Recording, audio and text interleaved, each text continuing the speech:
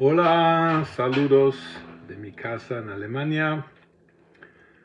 Bienvenidos a todos los que van a estar viendo aquí nuestro tiempo, hora de consulta conmigo. Estamos en el libro de Efesios y como siempre vamos a empezar con una alabanza y nada más de anuncio. Ya las próximas semanas voy a estar de vacaciones, así que vamos a tener un descanso de verano aquí en Alemania. Y en Alemania hoy hay mucho calor, hay 32 grados, que para nosotros es mucho y va a seguir subiendo todavía. Y bueno, otro favor que les quiero pedir a todos es que me pongan en un comentario de dónde me están viendo, porque siempre me gusta saber a qué países está llegando, a qué ciudades también si quieren. Y me alegro mucho poder servir a mis queridos hermanos de habla española, sea en España o sea en América Latina. Bienvenidos. Vamos a cantar y luego vamos a entrar ya al estudio de la palabra. Y si vivimos, para Él vivimos. Y si morimos, para Él morimos. Sea que vivamos y o que muramos, somos del Señor, somos del Señor. Y si vivimos, para Él vivimos. Y si morimos, para Él morimos. Sea que vivamos o que muramos, somos del Señor, somos del Señor. Sea que vivamos o que muramos, somos de Jesús, somos de Jesús.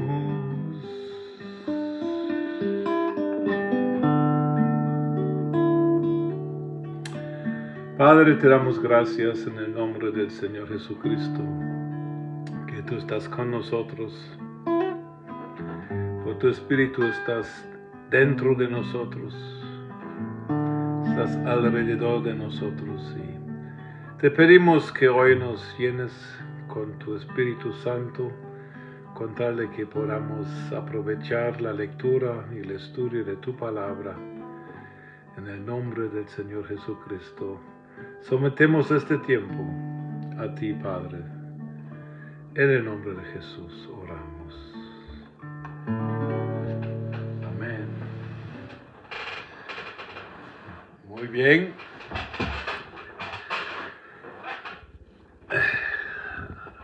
Doy la bienvenida a Mario Fernando, a Cher Nández, Lidia Muñoz, Omaira López, Josué Velázquez, Almeida Leonard, Marta y Chávez. No sé si puedo ver todos, pero saludos a todos, a Eric Gamboa. Estamos en el libro de Efesios y hoy vamos a por lo menos iniciar a finalizar el capítulo 6. Efesios, como ya lo vimos, es el libro donde el apóstol Pablo nos enseña la íntima relación entre lo que es la iglesia y Jesucristo, su Señor, su cabeza. Y en los últimos estudios hemos visto de que en el capítulo 5 viene un párrafo que empieza con es como un título, un subtítulo, que nos someteos los unos a los otros. Y luego empieza a hablar inmediatamente de la relación matrimonial con la particularidad de que Pablo dice que esto lo aplica a la relación entre Jesús y su iglesia, la cabeza con su cuerpo. Y claro que se necesita, en primer lugar, se necesita en el reino de Dios que todos, hombres o mujeres o niños o quienes seamos, que nos sometamos a Dios, porque la sumisión es algo que trae orden a la vida. Incluso la palabra someterse en griego implica la idea de ordenar las cosas que todavía faltan para ser ordenados. Y no sé si lo he comentado en el transcurso de estos estudios, pero orden es algo muy importante. Vemos que el mundo natural, al cual se dedican las ciencias naturales, es un mundo de orden. En la matemática, en la química, en la física, hay orden, hay leyes incluso absolutas que se necesitan ordenar. Y un detalle, solo por si acaso nunca lo he mencionado, es de que el número 12 es el número que simboliza orden en la Biblia, porque vemos de que Dios ordenó el tiempo dándonos 12 meses al año, y en la mente judía el día tiene 2 secciones de 12 horas, lo podemos ver en el libro de Juan. Cuando Dios llama a Abraham y al pueblo de Israel, encontramos a 12 tribus, y cuando Jesús llama a sus apóstoles, también llama, y no es casualidad, llama 12. Y lo curioso es que en el primer capítulo de Hechos, vemos de que Pedro se levanta, Jesús ya resucitó y ya se fue al cielo. Y los primeros cristianos, los 120, se reúnen y Pedro se levanta y dice: "Madre, tenemos que arreglar un asunto. Tenemos que sustituir a Judas porque Judas se suicidó y ahora solo somos 11 apóstoles y 11 no es el orden que Jesús había dejado. Necesitamos 12. Entonces leemos en el capítulo 1 de Hechos de que para completar el orden es elegido el apóstol Matías. Y ahora viene lo interesante. Y es algo que se repite en la Biblia varias veces. Cuando se establece el orden de Dios, inmediatamente después también se manifiesta la gloria de Dios. Lo vemos en el tabernáculo de Moisés, cuando Moisés pone el último clavito o la última cortina, no me recuerdo. En fin, que cuando termina el orden dado por Dios de cómo debería ser el tabernáculo, en este momento cae fuego del cielo y la gloria de Dios se manifiesta en una nube. Lo mismo sucede en la inauguración del templo en Jerusalén por Salomón. Cuando ya está terminada la obra y todo el orden que Dios había comunicado a Salomón se ha establecido, en este momento la gloria de Dios cae. Y en Hechos tenemos lo mismo. En Hechos 1:26 leemos de que Matías, el apóstol que faltaba, fue contado entre los 12. O sea que al final del capítulo 1 de Hechos vemos de que el orden de Dios es reestablecido. ¿Y qué hay en el capítulo 2, versículo 1? Cae otra vez la manifestación de la gloria de Dios.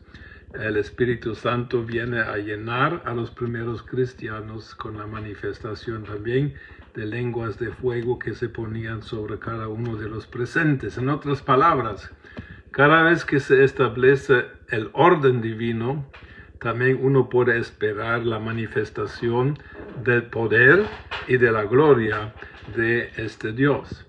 Y nada más lo digo porque a veces cuando leemos pasajes en la Biblia que nos llaman a someternos, a respetar autoridad, a someternos a autoridad, como lo vimos la vez pasada en relación al esposo y la esposa, la iglesia de Jesucristo. Muchas veces, por lo menos aquí en Alemania, los términos orden, autoridad y sumisión suenan negativos, pero no son de ninguna forma negativos, y por eso uno de los libritos que escribí se llama Autoridad y Poder, para distinguir y hacernos recordar de que autoridad es algo bueno. Si la autoridad es autoridad delegada de Dios, es buena.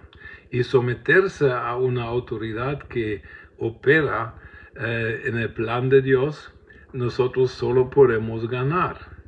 Entonces, autoridad, someterse a autoridad, y como ya les dije que la palabra someterse implica ordenar mi vida, poner cosas en orden. Y lo más orden que tenga nuestra vida, y nuestra vida, por lo menos la mía, la mayoría de nosotros nos falta ordenar ciertas cosas.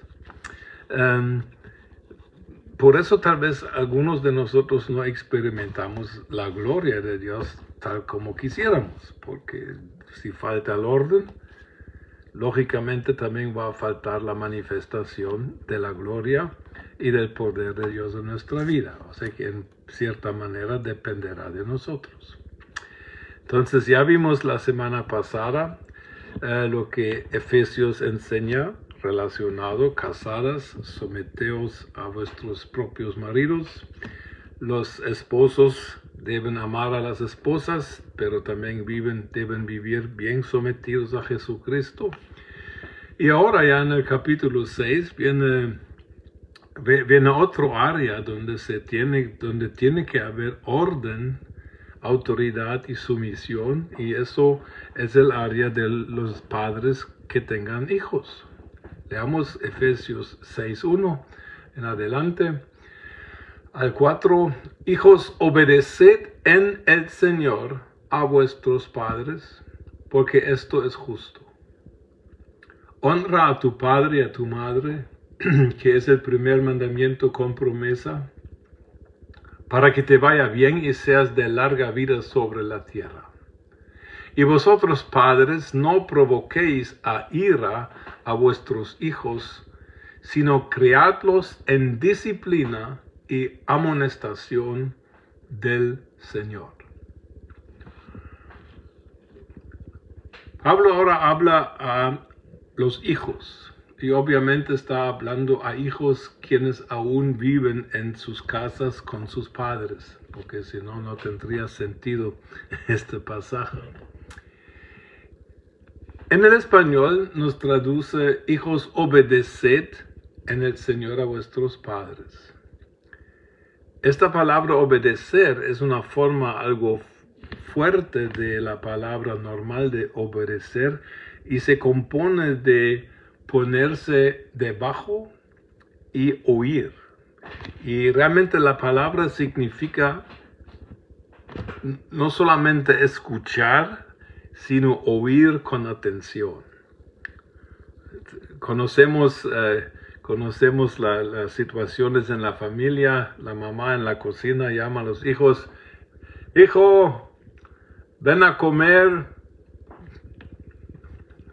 Ninguna reacción. Hijo, ven a comer y tráete un vaso para tomar agua. Y si tienes suerte, el hijo tal vez viene, pero se le olvida el vaso de agua. Aquí la palabra obedecer tiene que ver con oír con atención y lógicamente hacer caso a lo que los hijos oyen. La palabra y esta preposición en el Señor El Señor, por supuesto, se refiere a Dios o se refiere a Jesús, cualquiera de los dos realmente. Implica de que Pablo presupone de que los hijos conozcan al Señor. Y si los hijos no conocen al Señor personalmente, eso es algo que los padres tienen que comunicarles. Los hijos que crecen primero tienen que oír del Señor. O sea que los padres tenemos que enseñarles y explicarles el Evangelio, tal como lo comprendemos. Luego les tenemos que compartir nuestro testimonio de que un tiempo no éramos hijos de Dios, pero nos convertimos. Nuestros hijos tienen que escuchar eso, nuestro propio testimonio. Entonces, los hijos tienen que ver en nosotros, por un lado, son tres cosas. Deben escuchar nuestra historia de conversión.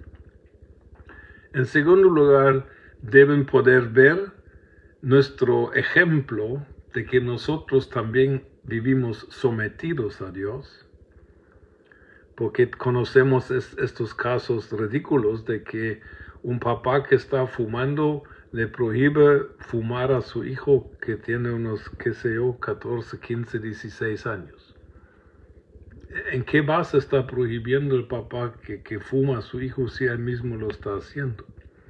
Eso es contraproductivo, dirían en alemán. Entonces, tenemos que hablar nuestra historia de conversión. Tenemos que ser ejemplo, y ser ejemplo significa no solamente ser ejemplo en una vida ejemplar que es digna de ser copiada, sino también ser ejemplo en que admitamos nuestros errores y pidamos perdón incluso a nuestros hijos si por ejemplo los hemos castigado injustamente. O sea que nuestra manera de vivir la fe dentro del hogar es algo muy, muy, muy importante. Y en tercer lugar, nuestros hijos tienen que ser introducidos a lo que es la verdad bíblica. O sea que de parte de nosotros, nuestros hijos deberían oír de la palabra de Dios y lo más antes posible para que sus espíritus sean impregnados por la palabra desde una edad muy, muy temprana. En el Señor implica entonces de que la familia como entidad pertenece a Dios. O sea que a mis hijas nunca les costó cuando ya eran adultas y ya casadas y trabajando y ganando dinero. A mis hijas no les costó, por ejemplo, apoyar a la iglesia con su diezmo. Yo no les exigí ni nada de eso. No, ellos vieron el ejemplo, porque sabían de que nosotros como familia pertenecemos a algo más grande, que en primer lugar es la iglesia donde pertenecemos, y en segundo lugar pertenecemos ya al pueblo de Dios universal, al reino de Dios. Y en el reino de Dios uno debería guardar ciertos principios. Entonces, ¿de quién van a aprender nuestros hijos a orar? Por ejemplo, a mí, voy a hablar de mí mejor, es más fácil. A mí me obligaron a ir a misa cuando era niño, desde los 8 años hasta los 13 años. Tenía que ir por obligación a misa una vez a la semana, la misa católica. Cuando cumplí 13 años, rebelé y absolutamente le dije a mi mamá, yo ya no voy a ir a misa. Porque, ¿cuál era el problema? El problema era de que no miraba sentido, no miraba un reflejo en la vida de mi mamá o de mis hermanas. Ellos no vivían la fe que estaban profesando en casa. En nuestra casa se vivían muchos pecados y al mismo tiempo iban a la iglesia a cantar aleluya y cantando en el coro. No sé si me afectó eso, pero supongo que sí, porque cuando llegué a los 3 años a empezar a reflexionar las cosas por mi cuenta, rechacé la religión por completo, me volví ateo incluso, porque el ejemplo que yo miraba dentro de mi familia no era coherente. O sea que ir una vez a la semana a misa, algo que ni siquiera lo hacían todo el tiempo, pero a mí me obligaban, y vivir y tomar alcohol, emborracharse y otras cosas peores en la casa. Supongo que mi espíritu joven rechazó esta. Yo no sabía que era hipocresía, según yo, así era la vida, pero sentí en mi espíritu que no, es mejor fuera que aparentar algo que no es. Entonces, aquí cuando Pablo escribe a hijos, les escribe en el contexto cristiano, él presupone que los papás han cumplido su tarea de comunicar el Evangelio tanto por su testimonio, por la Biblia y por su ejemplo, y que los hijos también conozcan o sepan del Señor y preferiblemente que ya conozcan personalmente al Señor. Estar en el Señor significa para mí en este sentido de que hay una instancia mayor, hay una autoridad mayor que la última autoridad de la familia. La cabeza de la familia no es el Padre, sino es Jesucristo. Y si todos están sometidos, oyen con atención lo que dice esta cabeza, esta familia va a funcionar. Y si no, no. Eso es justo, dice. O sea que actuar de esta forma es sabiduría, es beneficioso, es correcto, es justo, es algo que no es exigir algo incorrecto, indebido, es algo que se debería vivir. O sea que la obediencia de los hijos a los papás debería ser algo normal.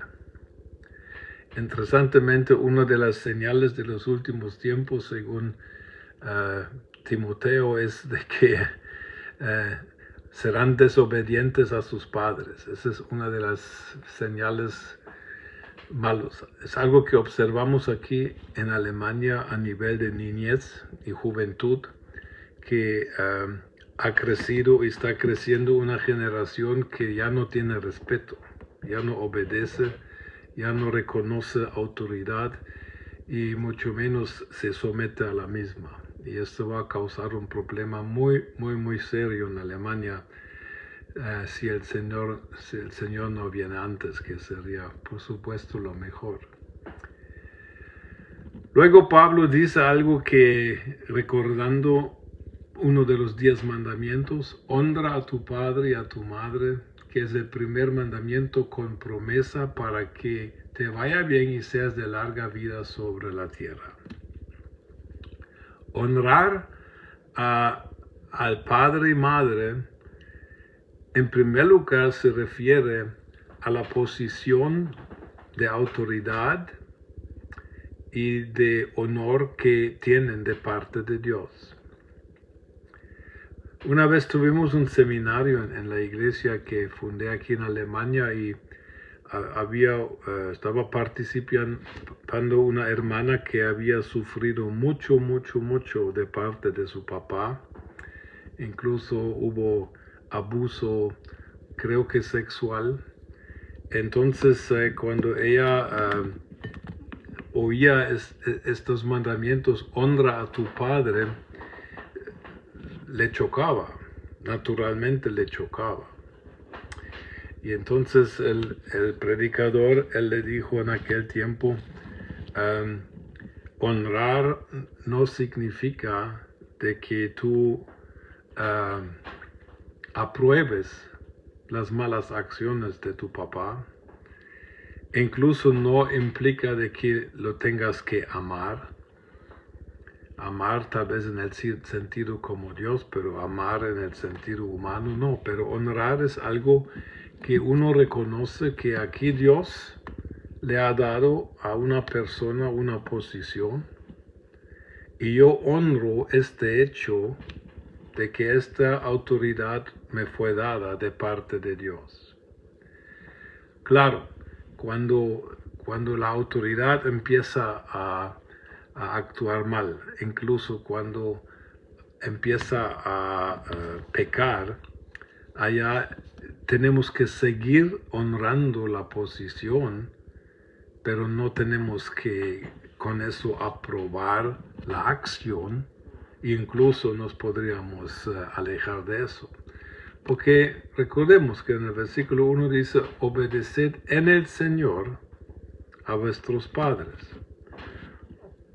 Si un papá, por ejemplo, exige a un hijo que peque o que viole su conciencia, o si un papá maltrata de una forma horrenda a su hijo, yo pienso de que el hijo no tiene que dejarse matar o dejarse abusar.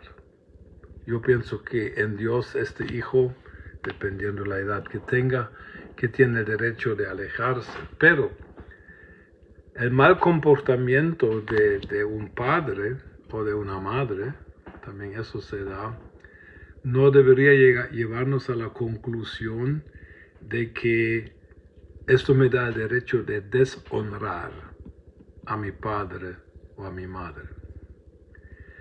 Porque si hago eso, yo realmente le digo a Dios, Dios, eso lo que tú hiciste conmigo no es justo. Pero Dios no hace cosas injustas, ni podemos culpar a Dios por acciones humanas. La cosa es que cuando nosotros aprendemos a honrar de esta forma, realmente invitamos a Dios a actuar a nuestro favor. Pero si nosotros luchamos en contra de la autoridad establecida por Dios, eso a Dios no le gusta, porque la autoridad en primer lugar viene de Él. Si la autoridad es abusada, tenemos que encontrar maneras de hablar de eso. Pero espero que me explico de que nuestros papás merecen honra, no por su comportamiento, sino en primer lugar porque Dios es el que ha permitido que ellos fueran nuestros papás. O sea que honrar a padre y madre es honrar a Dios. Y aquí dice que si yo tengo esta actitud hacia mis padres, Dios a mí me va a bendecir con larga vida, me va a dar una promesa. Es el primer mandamiento con promesa, dice aquí, para que te vaya bien. Y ¿quién no va a querer que nos vaya bien? O sea que si nosotros deshonrar a nuestros padres sería condenarlos, sería hablar constantemente mal de ellos, sería decir cosas como yo ya no soy tu hijo o ya no soy tu hija. Con eso nosotros nos dañamos a nosotros mismos. Y yo conozco gente que han sufrido barbaridades de parte de sus papás, incluso también de algunas mamás. Pero aquí Dios está tocando otro asunto. Y si nosotros decidimos honrar a los padres, o si nuestros hijos les enseñamos a honrar, entonces eso abre el camino a bendición. O sea que la actitud contraria a honrar deshonrar a padres, ese tiene consecuencias negativas para nosotros. Es un tema difícil y no voy a pretender que yo tenga toda la sabiduría al respecto. Ahora, volviendo a lo que para mí es central en este pasaje, es que en el Señor, si familia, matrimonio, relación padres e hijos, en el Señor significa también lo siguiente. Muchas veces enfocamos de que debemos preparar a nuestros hijos para la vida y darles todo para que puedan tener una buena vida. Y eso es un deseo muy bueno y muy digno. Pero si somos cristianos que creemos en la Biblia, en toda la Biblia, nuestra meta debería ser preparar a nuestros hijos para la eternidad. Eso significa, por ejemplo, de que sepan de que habrá una muerte y cuando uno llega a morir, es mejor que uno ya haya aceptado a Cristo como el Señor de sus vidas antes. En segundo lugar, debemos enseñar a nuestros hijos de que todo lo que hacemos en esta vida en el Señor es una siembra para nuestra estancia eterna. O sea que si se nos olvida hablar del aspecto eterno del reino de Dios, si se nos olvida o no nos gusta hablar de la muerte, nosotros cometemos un error porque la Biblia no habla mal de la muerte. Pablo dice que para mí morir es ganancia y vivir es Cristo. Pero esas son actitudes que nuestros hijos deberían ver en nosotros. Vivo yo solo para este lado de la eternidad y estoy invirtiendo solo en cosas que no van a tener un valor eterno. O pueden ver nuestros hijos que nosotros estamos invirtiendo nuestra fuerza, nuestro tiempo, nuestros recursos, nuestro corazón en cosas que tienen un valor eterno. Porque a todos nos toca enfrentarnos a la vida después de la muerte. Uso el término eternidad, pero yo creo que todos saben de qué estoy hablando. Estamos preparando a nuestros hijos para la eternidad. Pueden morir en un accidente, pueden morir de una enfermedad. Nosotros podemos morir. Y digamos, mi papá murió cuando tenía 6 años. Yo crecí prácticamente sin papá a partir de esta edad y me hizo un daño. Causó una deficiencia en mi crecimiento. Y no es el plan ideal, no es el plan de Dios, pero sucede porque vivimos en un mundo caído, lleno de deficiencias y de problemas. Entonces, ¿cuál es tu plan para preparar a tus hijos para la eternidad? ¿Hablas de eso? ¿Hablas de la muerte? Estamos tabuizando tanto el tema de la muerte. Yo, como acabo de escribir este libro para ayudar en casos de suicidio en una iglesia, y conocí a esta pareja de músicos de España cuya hija de 21 años se suicidó, y hablando con ellos es algo que le parte el corazón a uno, pero son cosas que suceden también entre nosotros los cristianos. Y entonces, ¿cuál es nuestra enseñanza respecto a la eternidad? Tenemos que contestar la pregunta para nosotros mismos primero, para luego comunicarlo a nuestros hijos y serles ejemplo en eso. ¿Cómo puedo yo vivir de una forma de que mi vivencia, mi estilo de vida, tenga un efecto positivo después de la muerte? ¿qué quedará de nosotros?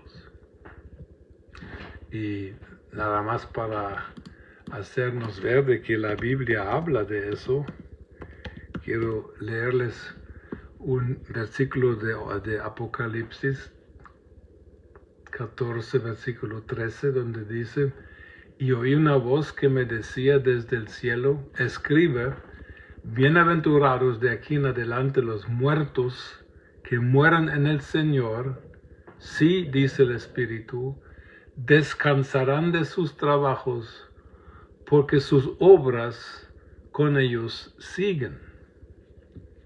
O sea que lo que hacemos nosotros en esta vida tiene que ver con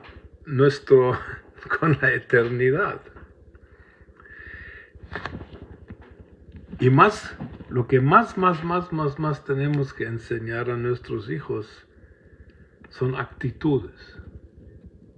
En nuestras acciones a veces todos vamos a fallar y todos hemos fallado. Podemos equivocarnos. Podemos tomar decisiones malas. Pero lo que sí va a marcar el espíritu y el corazón de nuestros hijos son actitudes. Y actitudes es algo, con la actitud correcta uno siembra para la eternidad. Un ejemplo, yo digamos, mi trabajo es preparar sermones o enseñanzas. Entonces yo invierto un cierto tiempo en preparar como hoy en la mañana preparé mi predicación para el próximo domingo.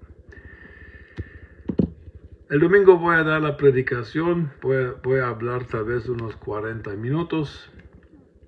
¿Y qué va a quedar de mi predicación?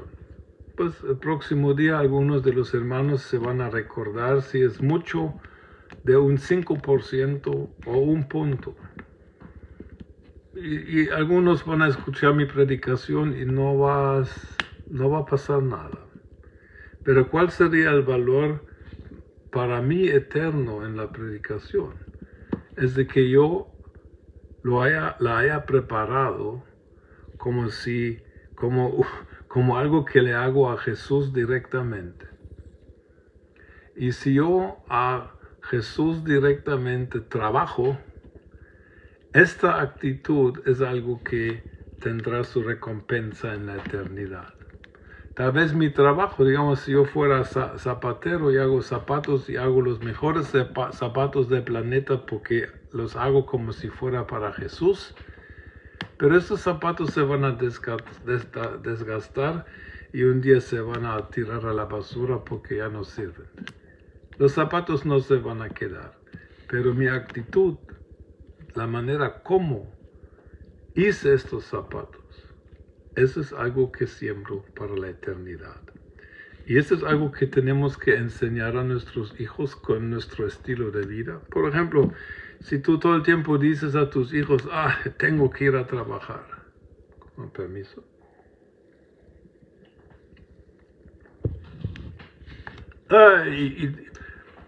Y regresas del trabajo quejándote de cómo fue horrible el trabajo y cómo fue horrible mi jefe, etc. ¿Qué estás sembrando en tus hijos para la eternidad? Nada bueno. Y para esta vida tampoco. En lugar de decir que, gracias a Dios, yo tengo trabajo. A veces es difícil, pero como yo trabajo para Dios, es algo que la misma Escritura nos enseña y nos exhorta, como vamos a ver en un minuto. Como lo hago para Dios, lo hago lo mejor que pueda. ¿Qué actitud, qué están viendo nuestros hijos? Así que crecer a nuestros hijos es algo muy importante. Por eso en Efesios 6:4 dice, y vosotros padres no provoquéis a ira a vuestros hijos, sino criadlos en disciplina y amonestación del Señor. Disciplina también es una de estas palabras que todo el mundo piensa que es algo malo, pero disciplina es, o sea que no provoquéis a ira, es que no a propósito enojen a sus hijos. No, sino que tenemos que... la palabra disciplina en griego es interesante. Es la palabra de donde nosotros obtenemos nuestra palabra pedagogía. Porque pais es el niño en griego y pedaia es la educación, pero la educación por ejemplo. O sea que es tomar al niño de la mano, no solamente darle teorías y llenarle al hijo con leyes y prohibiciones y de todo, sino que guiar a este niño o a esta niña, tomarla de la mano y de la mano enseñarle de cómo uno vive como alguien que tenga el temor de Dios en su corazón y alguien que sirva a Jesús como el Señor. Nosotros tenemos que criarlos a nuestros hijos y con esta, tomándoles de la mano y amonestación, realmente es llamar la atención y advertirles de que hay peligro. Y hay peligros en esta vida. Pero el mayor peligro que existe es que no lleguen a la próxima y que no lleguen bien preparados a la próxima. Entonces, aquí, si los padres son sometidos en el Señor, al Señor, ellos van a tener una visión de criar a los hijos de una forma de que estén bien preparados, no solo para la vida, sino también para la eternidad. Y eso es algo que Dios nos puede ayudar a hacer eso. Y como dije, eso no significa que nosotros seamos papás perfectos, porque de estos creo que no existen. Pero podemos ser papás irreprochables si nosotros de verdad hemos pedido perdón a nuestros hijos nuestras faltas. Yo una vez pedí perdón públicamente a mis dos hijas porque en el tiempo en que pastoreaba no les había atendido como lo debería haber hecho. O sea que los sacrifiqué a veces sobre el altar del ministerio y les tuve que pedir perdón. O sea que el día que yo muera espero de que mis hijas no tengan nada en contra de mí. Ellas se van a recordar de mis errores que cometí con ellas y otros errores, pero ellos también se van a recordar de que me pidió perdón mi papá por la falta que cometió. Y en eso también significa crear los hijos en disciplina y amonestación del Señor. Amén. Bueno, para terminar, quiero hablar del próximo área donde tenemos los temas autoridad y sumisión. En español usa el término esclavos y amos. Versículo 5, Efesios 6. Esclavos, obedeced a vuestros amos terrenales con temor y temblor, con sencillez de vuestro corazón. Y ahora viene otra vez, eso es lo más esencial para mí, como a Cristo. No sirviendo al ojo como los que quieren agradar a los hombres, sino como siervos de Cristo, de corazón haciendo la voluntad de Dios. Servid, hablando a los esclavos todavía, de buena voluntad, como al Señor otra vez, y no a los hombres, sabiendo que el bien que cada uno haga, ese recibirá del Señor, sea siervo o sea libre. Nosotros tal vez no nos podemos imaginar eso, pero en aquel tiempo existían esclavos todavía. En el griego, los doulos.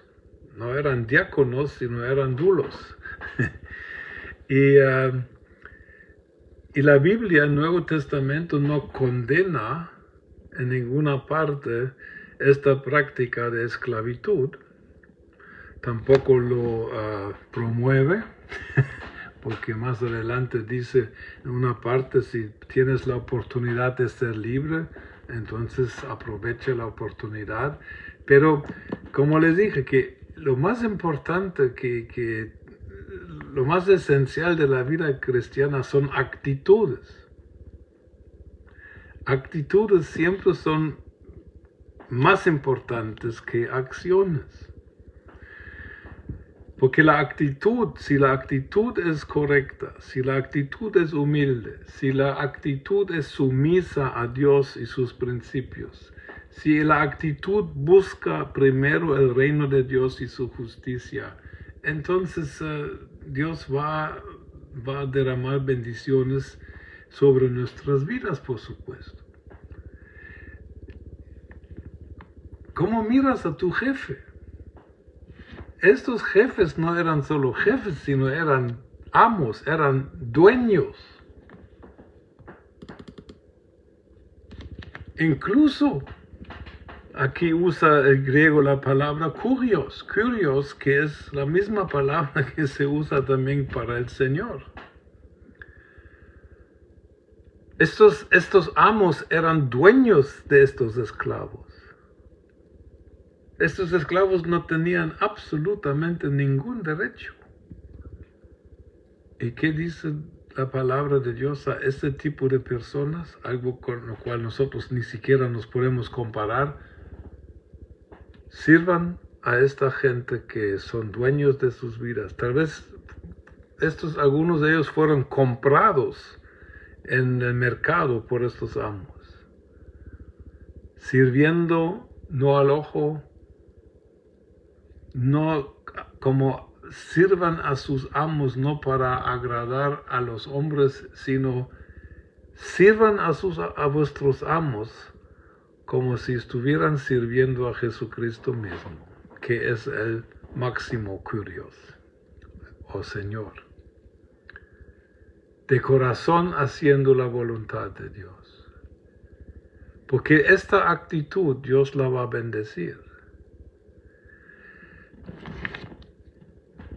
Nosotros hemos sido engañados por el diablo, creyendo, incluso cristianos, de que el trabajo es alguna forma de maldición. No. El trabajo es una bendición porque el trabajo fue inventado por Dios para Adán y Eva en el jardín de Edén, en Génesis 2, antes de la caída. El tener que trabajar,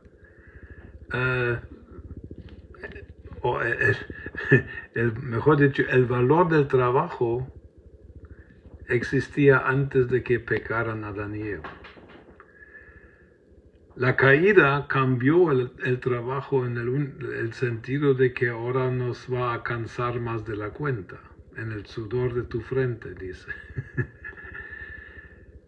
Pero trabajo es la voluntad de Dios. Trabajo para mí personalmente, el trabajo es la primera forma de adorar a Dios de la Biblia. Yo no miro a Adán y Eva ni cantando, ni orando, o ayunando, o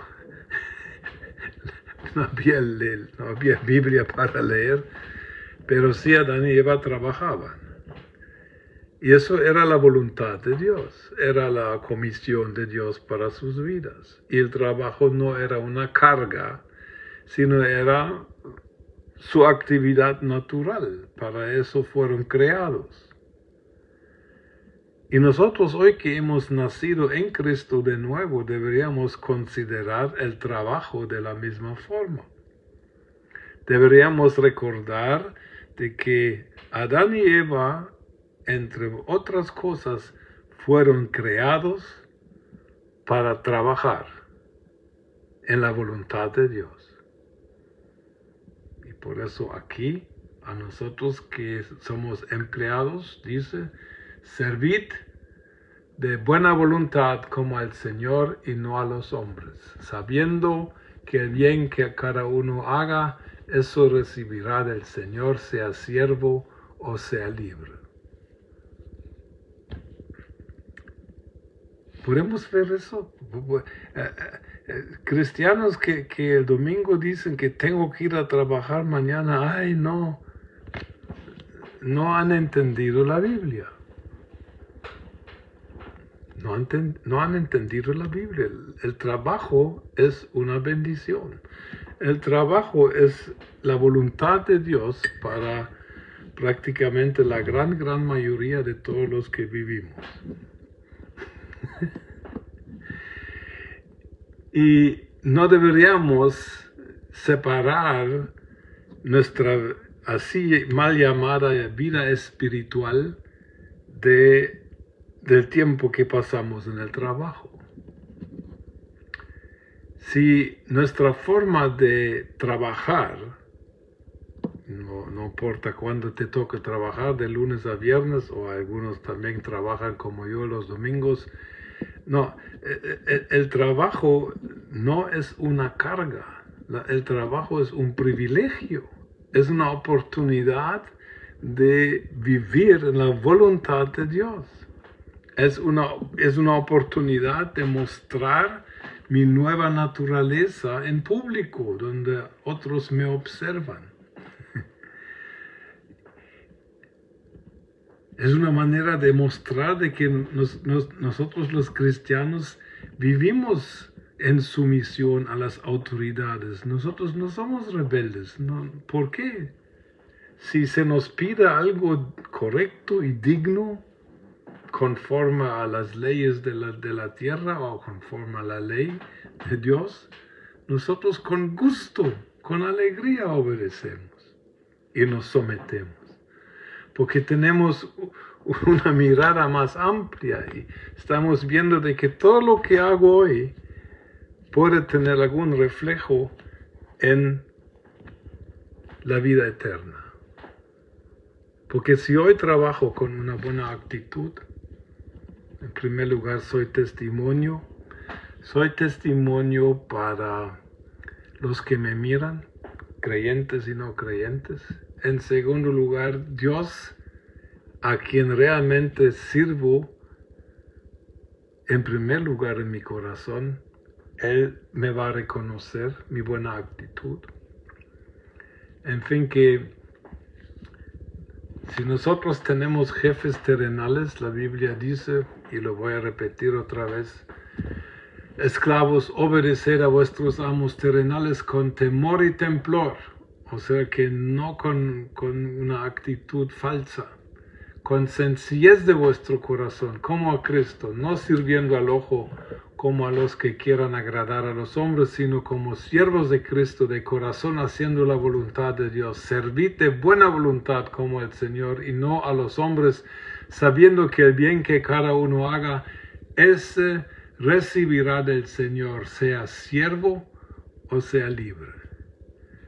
Y ahora también viene la palabra a los amos, a los jefes. Y vosotros amos, haced con ellos lo mismo. ¿Cuál lo mismo?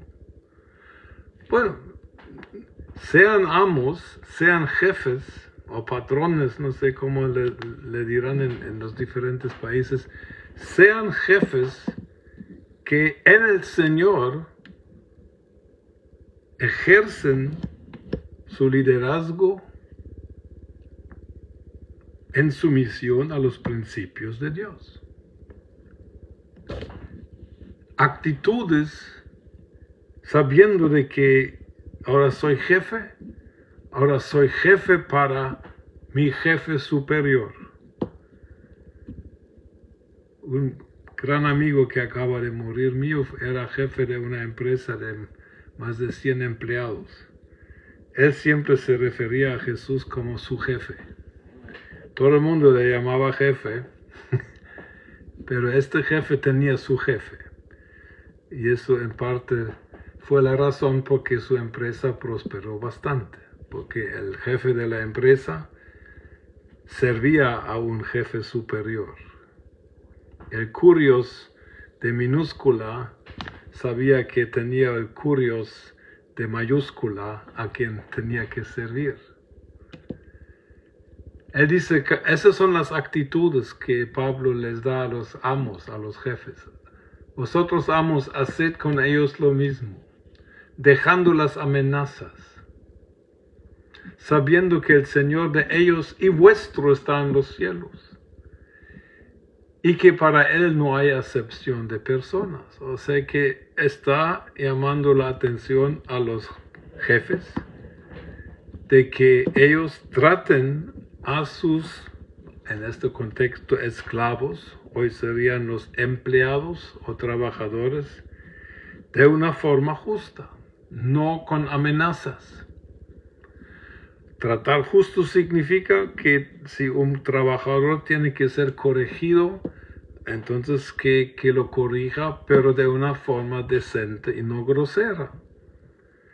Y que no esté amenazando todo el tiempo, sino que esté hablando claramente. Amenazas no van a cultivar un buen ambiente en el trabajo.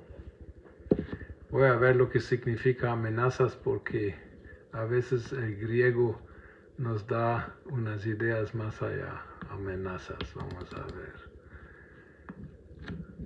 A menace, dice en inglés. Ajá. Yeah. Es amenazas. Es con prohibiciones, con amenazar, con castigos, con consecuencias. No. Tenemos que actuar como personas quienes en primer lugar vivimos sometidos a Jesucristo, que es el Señor de nuestras vidas. El jefe de la empresa tiene el Señor Jesucristo. Ahora, si el jefe de tu empresa no es cristiano, mas sin embargo, sírvelo como si fuera Jesucristo. Y posiblemente va a haber un cambio incluso en los jefes que no conocen a Jesús porque están viendo tu actitud. Pero si la actitud es luchar por tus derechos y vivir solo para tener más y más derechos, en lugar de decir que yo te sirvo, jefe, porque yo no te sirvo a ti, sino estoy sirviendo al Señor Jesucristo y te uso a ti para mostrar a mi Señor en el cielo que yo soy sumiso, soy obediente y a Él le sirvo. Y de Él espero mi recompensa. Y aunque el jefe me maltrate, y aunque el jefe no me dé mi dinero, yo he trabajado de esta forma de que el jefe eterno me va a recompensar. Muy bien, hermanos. Entonces, hemos hablado de actitudes. No voy a decir, y no quiero de que se me vaya a malentender, de que todo esto siempre sea tan suave y fácil, no. Pero esa debería ser nuestra meta. Nuestra meta debería ser preguntar, sea en la relación familiar, matrimonial, con los hijos, con los empleados o con los jefes. ¿Estoy yo sometido en primer lugar a Jesucristo y su voluntad?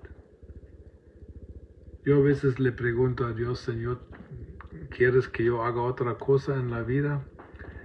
Y mientras el Señor no me dice que haga otra cosa, sigo haciendo esa. Y si a veces, si tengo desafíos por mucho trabajo y cansancio, bueno, pero no voy a empezar a buscar algo nuevo a menos de que yo sepa cuál es la voluntad de Dios. Y si tú estás en un trabajo o si tienes una empresa, en este momento, y en este momento no hay alternativa, en este punto de tu vida, sirve, trabaja, haz lo que hagas a nivel de matrimonio, familia, trabajo, sociedad o iglesia. Haz todo como si al Señor lo estuvieras haciendo. Y con eso quiero concluir y despedirme a mis vacaciones. En Colosenses 3:17 dice, todo lo que hacéis. Ahora la pregunta es, ¿cuánto es todo? Supongo no se puede excluir a nada. Todo lo que hacéis, sea de palabra o de hecho, hacedlo en el nombre del Señor Jesús, dando gracias a Dios el Padre por medio de Él.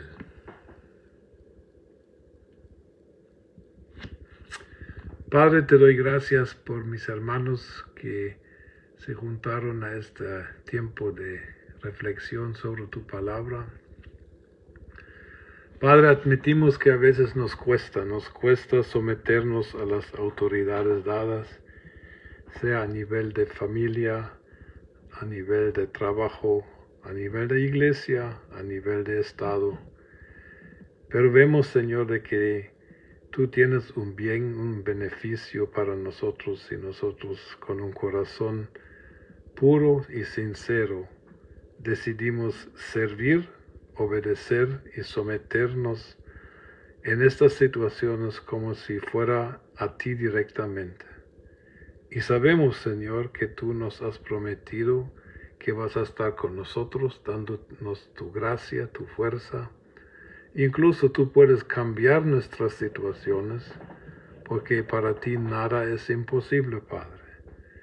Padre, enséñanos a fijarnos de una forma fresca y nueva y más consciente de la...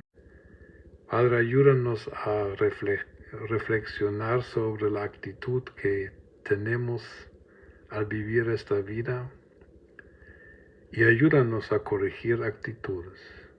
Si tú encuentras algo en nosotros que sean actitudes negativas, actitudes que no honran tu nombre, que no honran, Padre, tu Padre Jesús. Te pido, Padre, por solteros, por viudos y viudas, que tú des soluciones para la soledad y para también ver cuál es tu voluntad para el resto de sus vidas.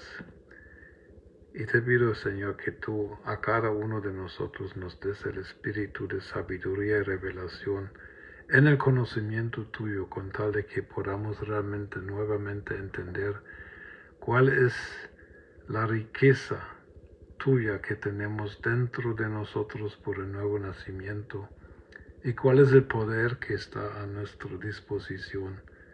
El mismo poder que levantó a Jesucristo de los muertos está para obrar en nuestras vidas. Eso es lo que dice tu palabra y lo queremos recibir en el nombre de Jesús. Amén. Amén, mis hermanos. Bendiciones y nos vemos en unas 4 o 5 semanas. Nada más pueden estar atentos y vamos a seguir entonces con el resto de Efesios más adelante. Adiós.